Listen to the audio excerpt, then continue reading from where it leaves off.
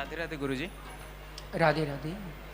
ये मेरा प्रश्न ये था कि जैसे आपने बताया कि हमारे ऋषि मुनियों ने, पूर्वजों ने इमेजिनेशन मतलब तत्वों को समझाने के लिए उसको हमारी इंद्रियों के माइक जगत के अनुकूल बनाने के लिए कथाएं बताई।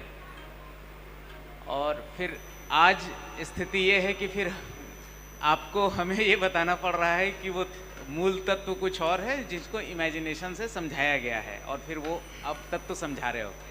तो ये थोड़ा अजीब लगता है कि पहले समझाने की कोशिश किसी और तरीके से हुई और फिर हमें बताना पड़ रहा है कि नहीं, वो नहीं, ऐसा है, आप उसमें मत उलझ जाओ। तो एक ये चीज़ समझ में नहीं आती कि ऐसा नहीं करना था, सीधी बात करनी थी पहले। अच्छा, हाँ, सीधी बात करनी थी। हाँ। ठीक है। वो सामने एक बच्चा बैठा हुआ है, पीछे माधव। उसको मैं मर्सिडीज अभी दे दूं, चला पाएगा क्या वो? नहीं चला पाएगा। क्यों नहीं चला पाएगा? क्यों नहीं चला पाएगा बताइए, थोड़ा कारण बता दीजिए, थोड़ा मैं भी जानना चाहूँ।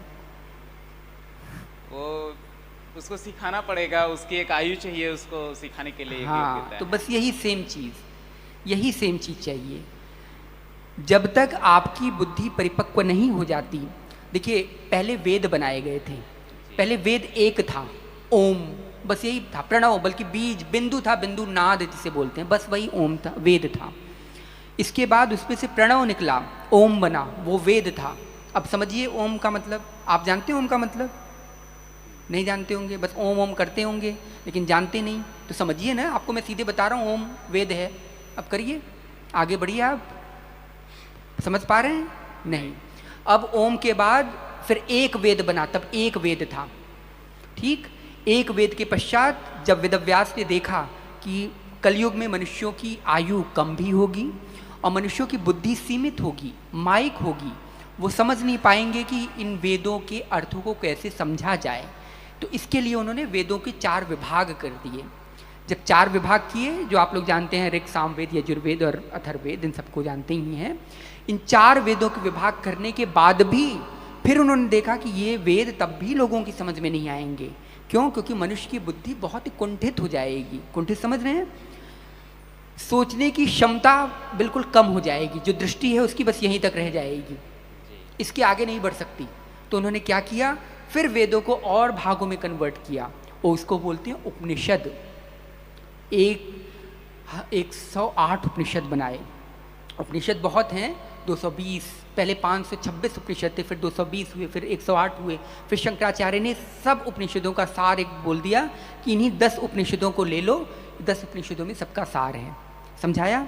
इसके बाद ब्रह्मसूत्र आया, वेदांत दर्शन जिसे बोलते हैं, वेदांत दर्शन भी समझाया। वेदों का अंत जिसे बोलते हैं, जब वेदों का अंत कर दिया जाए तो उसे वेदांत दर्शन बोलते हैं, जिसे बोलते हैं ब्रह्मसूत्र। सुना होगा आपने ब्रह्मसूत्र, कभी समझ के देखिए, अगर बुद्धि से परे न निकल जाए, जो आप बोल रहे हैं मुझे सीधे सीधे समझाओ, तो ब्रह्मसूत्र एक बार पढ़ के देखिएगा, खोपड़ी हिल जाएगी आपकी कि क्या हो रहा है क्या नहीं हो रहा है। ठीक है, तो ऐसे नहीं समझाया जा सकता। फिर उन्होंने क्या किया, अब बोल रहे हैं अब इन्हें नहीं समझ में आ रहा है, तो क्या किया गया, उन्हें लिया गया, ट्रांसफॉर्मेशन किस में किया गया, छोटी छोटी चीज़ों में ट्रांसफॉर्म किया गया, उसी ज्ञान को, उस ज्ञान को, क्योंकि हमारी बुद्धि हमारी सीमित अवस्था तक के है। अब उस बच्चे को अगर मैं दिखा दूं पेज 3 मूवी, समझ पाएगा वो? क्यों नहीं समझ पाएगा? सीधे सीधे बता रहा हूं उसे, समझ पाएगा? नहीं, क्यों बताइए थोड़ा सा। बुद्धि का स्तर नहीं है बस आपके प्रश्न का उत्तर आपके पास ही है, बौद्धिक का स्तर नहीं है। तो अभी उनको कार्टून से चीज़ें बताई जा रही हैं, ये शिनचैन है, ये डोरेमोन है, डोरेमोन गैजेट लेके भाग गया, शिनचैन ने ऐसे कर दिया, वहाँ पे शिजुका आ गई, ये सब चीज़ें बताई जा रही हैं। अब बच्चों की कभी पुस्तक उठा के देखिए, क्या मिलेगा उसमें आपको, सूरज चाचू जाग गए, सूरज चाचू गुस्सा हो गए, चंदा मामा रूठ गए, चंदा ने कटोरी में खीर खाई, यही है? या मैं उनको बोल दूं कि चांद जो है एक आर्टिफिशियल सैटेलाइट है विच revolves around the earth, will he understand this topic? कर पाएगा? नहीं। तो बस इसी तरह तो हम लोगों को समझाने के लिए पुराण इसीलिए बनाए गए थे। जो पुराणों में निरूपण किया गया ना, वो 2 लोगों के लिए किया गया था। आपको सिंपल मैं बता देता हूँ। पहला नंबर 1 शूद्रों के लिए। शूद्र कौन होते थे? शूद्र सभी होते थे। शूद्र ऐसा नहीं कि वही एक जो आजकल बन गया है शूद्र, वो नहीं, जिनका द्विजाति कर्म नहीं हुआ है, मतलब जो गुरुकुल में नहीं पढ़ना जानते, उनको शूद्र बोला गया था। जब वो द्विज बन जाते हैं, कोई भी किसी भी जाति का जब वो द्विज बन जाता था, द्विज मतलब जब दोबारा जन्म गुरु द्वारा करवा दिया जाता था, जैसे आप लोग बोलते हैं ये जो पहनते हैं ना हम लोग जनेऊ संस्कार, यज्ञोपवीत, वो होता है। यज्ञोपवीत क्यों बोला जाता है इसे? कि अब ये ज्ञान का यज्ञ शुरू करने वाला है, तो 12 वर्ष की अवस्था में उसको यज्ञोपवीत करवाया जाता था कि अब ये ज्ञान के लिए आगे बढ़ रहा है। अब उस ज्ञान के आगे के बढ़ने के लिए आपको पता है 20-20 वर्ष तक ब्रह्मचर्य व्रत का पालन करवाया जाता था। किसका? ब्रह्मचर्य व्रत का पालन। आज कोई कर पाएगा ब्रह्मचर्य व्रत का पालन? 13 वर्ष की उम्र में आते ही लड़के लड़कियां पागल होकर नाचते हैं, जैसे उनको हार्मोन्स डेवलप होने शुरू होते हैं, होता है ना। अब जो व्यक्ति 20 वर्षों से ब्रह्मचर्य का पालन करते हुए सब तरीके के गुरु द्वारा मार कुटाई करके पूरी तरह फिनिश करके अच्छी तरह उसको तब जाकर के वो वेद समझने की स्थिति में आया है, ब्रह्म ज्ञान समझने की स्थिति में आया है, वो ब्रह्म ज्ञान एक नॉर्मल साधारण स्त्री पुरुष को समझ में आ जाएगा क्या? नहीं आ पाएगा। इसी के लिए पुराण बनाए गए। उपनिषद वेद इत्यादि को समझाने के लिए पुराणों की रचना की गई, ताकि उस फॉर्म में आकर के लोग समझ जाएं। किसके लिए? एक नंबर 1 स्त्री, दूसरा शूद्र, ठीक है, क्योंकि स्त्रियों की भी बुद्धि उतनी नहीं होती, मतलब उस परिपक्व अवस्था की नहीं होती कि सारी चीज़ें समझ जाएं, क्योंकि वो भावनात्मक आवरण से बधी होती हैं, उनमें बहुत जल्दी मूड स्विंग्स वगैरह सब चीज़ें आती हैं, बहुत ज़्यादा भावनात्मक होती हैं। इसके कारण वो जल्दी बुद्धि से ग्रहण नहीं कर पाती, मतलब वो चीज़ उस स्तर को नहीं समझ पाती। इसलिए पुराण बनाए गए थे स्त्री और शूद्रों के लिए। जो वेद और उपनिषद न पढ़ पाए उनके लिए पुराण बनाया गया, ताकि इसी माध्यम से समझाया जाए। अब बच्चों को इसी माध्यम से समझाया जाता है ना।